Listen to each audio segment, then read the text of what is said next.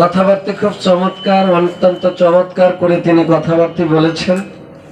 যে কথাগুলি সম্পূর্ণ হলো এটা আমার, তার বিষয়ে কোনো কিছু নেই। তা আমি দোয়া করি এটাই যেন আমাদের জন্য প্রযোজ্য হয়, এটাই যেন আমাদের কাজে লাগে।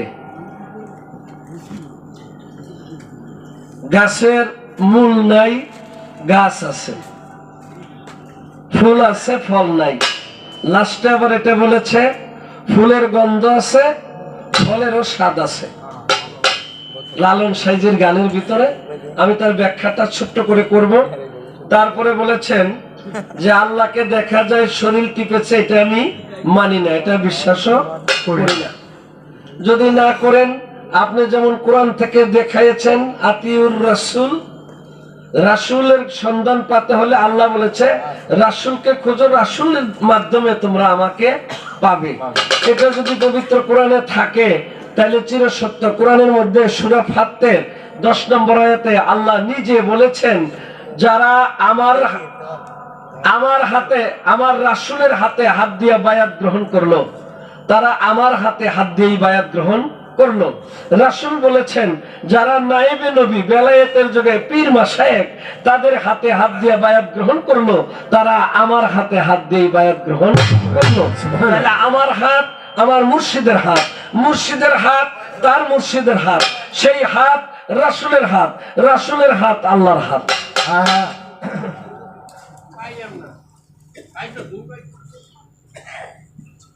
রাসূলের হাত আল্লাহর হাত। যদি এটা কেউ উল্টায় ফেলে তাহলে এটা আমার করার কিছু না, এটা কোরআন সাক্ষী ভালো ভালো দিয়েছে। সূরা ফাত্তের 10 নম্বর আয়াতে আপনি এখন খুলেন, এখন খুঁজেন, এখন খুঁজে দেখবেন। আড়াইছেন কি পাইলেন না?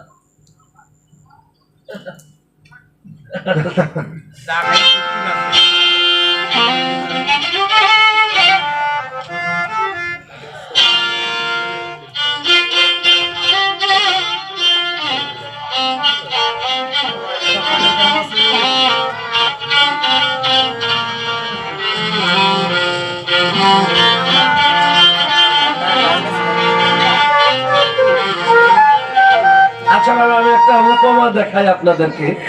আমার বাবাজিও দেখাইছেন, তাই আমি দেখাই। আমি আপনাকে গায়ের মধ্যে যদি দইরা চিমটি দেই, এখানে যতগুলি মানুষ আছে, আমি যে চিমটিটা দেখছি গায়ের মধ্যে, এটা সবাই দেখছে না? কি বাবা কথা বলেন, দেখছেন না আপনারা সবাই? এটা দেখছেন, কিন্তু যে ব্যক্তিকে দিয়েছি উনি যে ব্যথাটা পাইছে এটা কি কেউ দেখছে না? উনি চিৎকার করতেছে যে আমি ব্যথা পাই, ব্যথা পাই, রুহুল আমিন ছাড়ো ছাড়ো কইতাছে, কিন্তু আমি চিমটিটা ধরে রাখছি, এটা সবাই দেখতে পাচ্ছে। আর উনি যে ব্যথাটা পাইতেছে এটা কেউ দেখতেছে না, যে পাইতেছে সেই অনুভূতি পাইতেছে। কি অনুভূতি পাইতেছে। তবে আমি অন্যদিকে আর বেশি যাব না, লোকেরও সংখ্যা কম, লোক না থাকলে ভিতরে এমনি কথা আসে না। তারপরেও চেষ্টা করলাম, আমার একটা গান শোনেন, এই গানটার ভিতরে কি বলেছে, তারপরে তার সংক্ষেপ ওই কথাগুলির জবাব দিয়ে দিব। ওরে অদ্বিতীয় আল্লাহ আমার,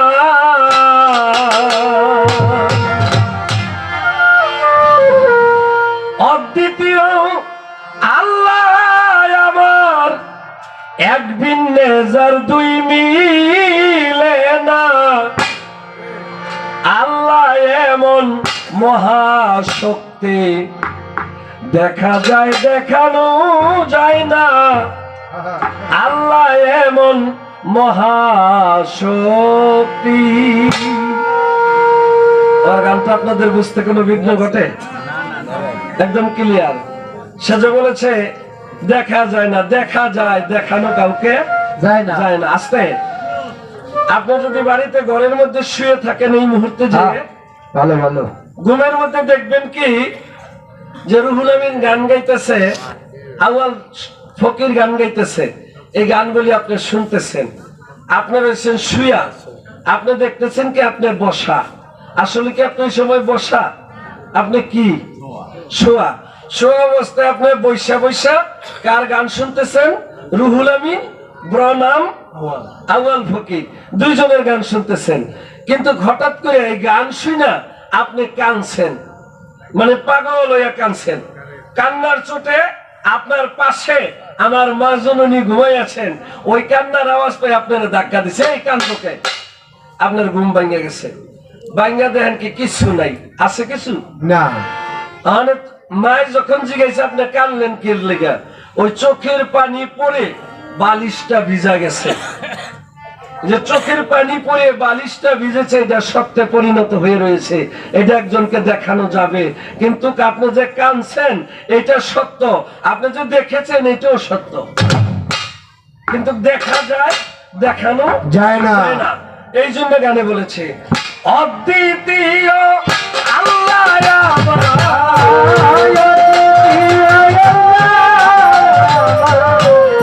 অদ্বিতীয় আল্লাহ আমার, একদিনে যার দুই মিলে, আল্লাহ এমন মহাশক্তি দেখা যায় দেখানো যায় না, আল্লাহ এমন মহাশক্তি।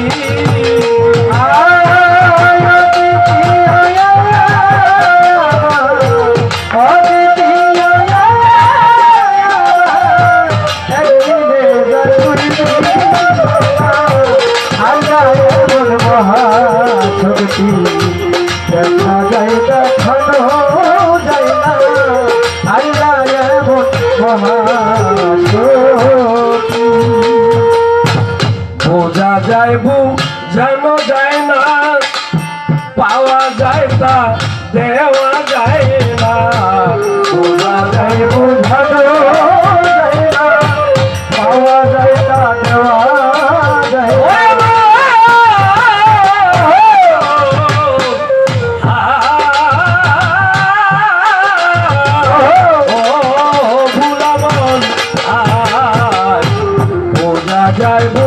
জানো যায় না, পাওয়া যায় তা নেওয়া যায় না, চিনতে চাইলে সাইরা পানা, যেতে চাইলে সাইরা পানা, চিনতে চাইলে সাইরা পানায় তুই জানগায় আগে অজানা, আল্লাহ এমন মহাশক্তি দেখা যায় দেখানো যায় না, আল্লাহ এমন মহাশক্তি।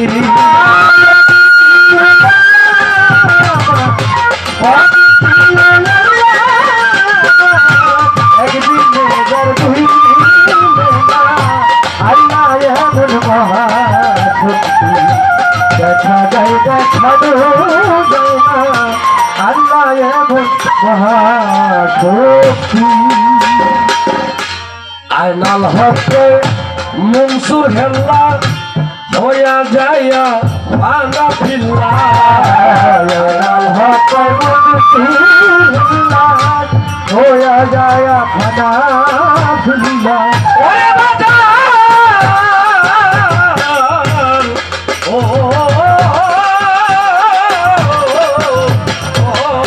বুলাবন, আয়নাল হকে মনসুর হেল্লা হইয়া যাইয়া পানা ফিল্লা, নিজকে নিজে বলছিল আল্লাহ,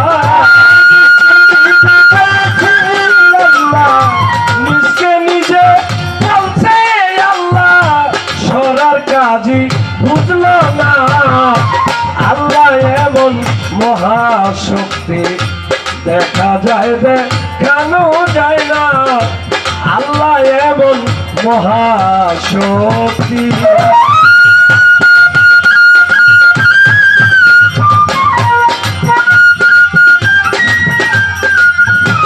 একদিনে যার দুই মিলে না, আল্লাহ এমন মহাশক্তি দেখা যায় দেখানো যায় না, আল্লাহ এমন মহাশক্তি।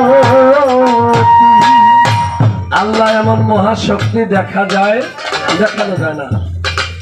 আইনাল হক যিনি বলেছেন মনসুর হেল্লাস, নিজকে নিজে আল্লাহ দাবি করেছিল, তাই সরার কাজী তাকে শিরচ্ছেদ করেছিল,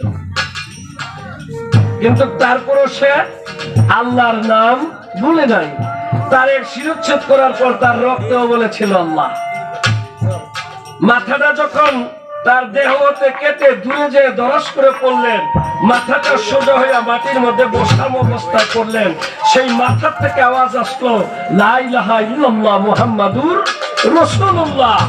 এটা সাথে সাথে পড়েছিল এই মুহাম্মদের রাসূল চিরদিন আছে, থাকবে এবং তার বর্ণনা করতে হবে। আস্তে একদিন রাসূল করিম সাল্লাল্লাহু আলাইহি ওয়াসাল্লাম হাঁটতে হাঁটতে আবু হুরাইরার বাড়িতে গেছেন।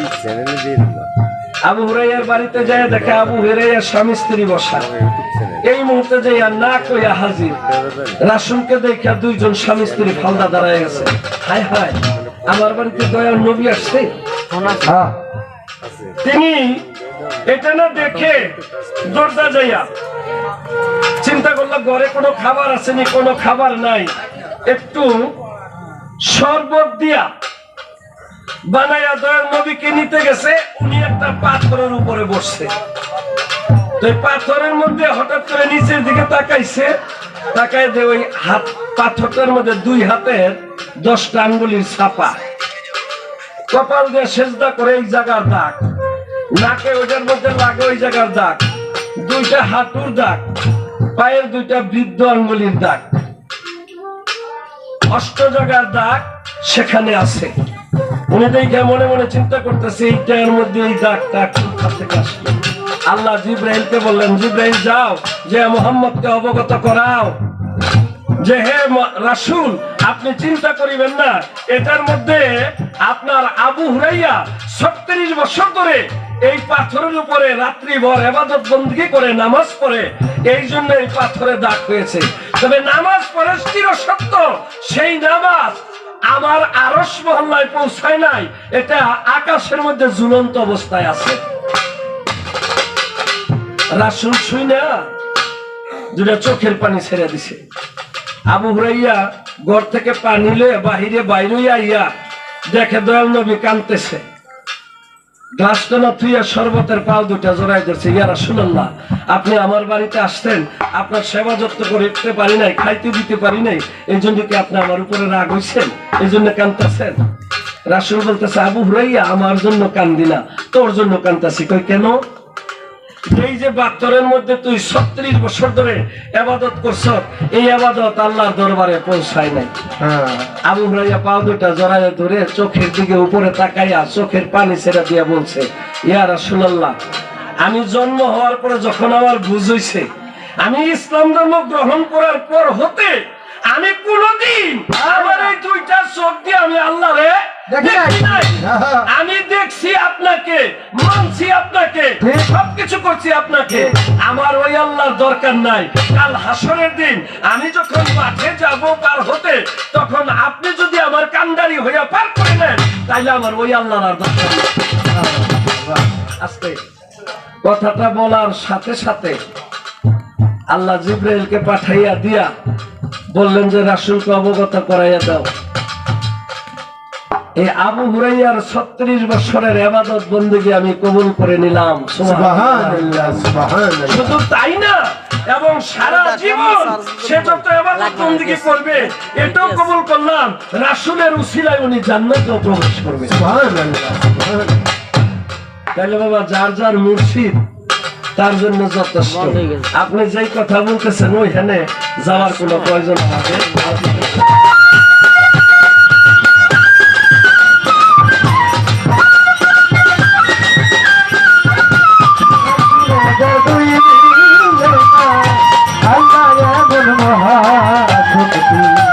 দেখা যায় দেখানো যায় না, আল্লাহ এমন মহাশক্তি।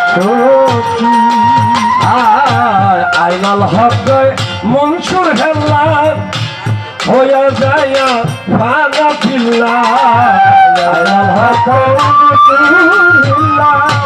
হইয়া যায় ভাঙা ফিল্লা, নিশ্চয় নিজে বলছিল আল্লাহ, নিজকে নিজে বলছে আল্লাহ, নিজকে নিজে ধরার কাজই বুঝল না আল্লাহ এমন মহাশক্তি দেখা যায় দেখানো যায় না আল্লাহ এমন মহাশক্তি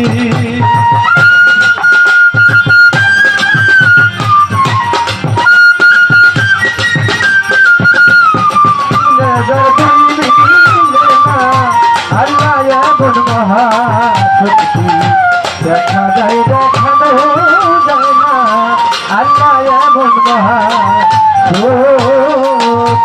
আজকে বাবা যে গাছের মূল নেই সেটা হলো এই মানব গাছ।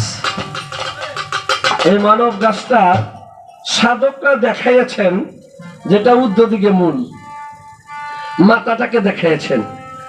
এই দুইটা হলো ডাল আর এই দুইটা হলো ডাল। কি আশ্চর্য ফল রে গুরু ধরছে সেই গাছে। গাছের ঊর্ধ্ব দিকে মূল রয়েছে, জমিনে তার ডাল মেলেছে। কি আশ্চর্য ফল রে গুরু ধরছে সেই গাছে। সেই গাছে আছে 4টা ডাল, এক ডালেতে হংসের বাসা, আরেক ডালে কাল, এক ডালেতে আল্লাহ রাসূল, আরেক ডালে কাল। এক ডালেতে হংসের বাসা, 4 যুগে এক ডিম পেরেছে। সেই ডিমের মধ্যে নাই কুসুম, সেটার মধ্যে কুসুম নাই। কুসুম ছাড়া সেই ফল হয়, আবার জন্ম নেয়। কিভাবে? তিনি বলেছেন ফল হয়, ফল নাই, ফুল আছে। এই ফুল যেটা আছে সেই ফুল, এটা কি? প্রেম ফুল। কার প্রতি? যার যার মুর্শিদের প্রতি। এই জন্য 6টা রিপুকে কুরবানি দিতে হইব: কাম, ক্রোধ, লোভ, মোহ, মাদ, মাৎসর্য। এই 6টা রিপুকে দমন করতে পারলে তার মধ্যে 6টা ভালো জিনিসের উৎপত্তি হবে। তার মধ্যে একটা হলো প্রেম, একটা হলো মায়া, আরেকটা হলো আকর্ষণ, একটা হলো নামের ফল। সেটা কোন ফল? যে নাম গুরু খাইয়া, যে ফল গুরু খাইয়া শিষ্যের দিলে অমর হয় সে সংসারে। বুইল না মন তারে, নিরিক বান্দরে 2 নয়নে বুইল না মন তারে। সেই ফলটা যদি খেতে পারে, ওই ফলের রস যদি বা দানার থেকে সংগ্রহ করে নিতে পারে, সেই ভক্ত কখনো গুরুকে বলতে পারবে না। তাই আমার বাবাজি বলেছেন, পরম সত্তার সাথে যেজন করতেছে লেনা দেনা, রাস্তা দিয়ে হাইটা গেল তার নয়ন দেখলে যাইছে না, চোখের দিকে চাইলো তাকে দেখলে চিনা যায়। আমার বাবাজি যে কথাটি বলেছিলেন সংক্ষেপের মাধ্যমে, অল্প কথায় মানুষ কম বিদায় জবাব করে আমি এই গানটা শেষ করে দিই। আর 2টা গান গেয়ে আমি চেষ্টা করব যে পরবর্তীতে স্টেজটা আমার বাবা যেন গায়, আমার যেন আর দাঁড়ানো না লাগে।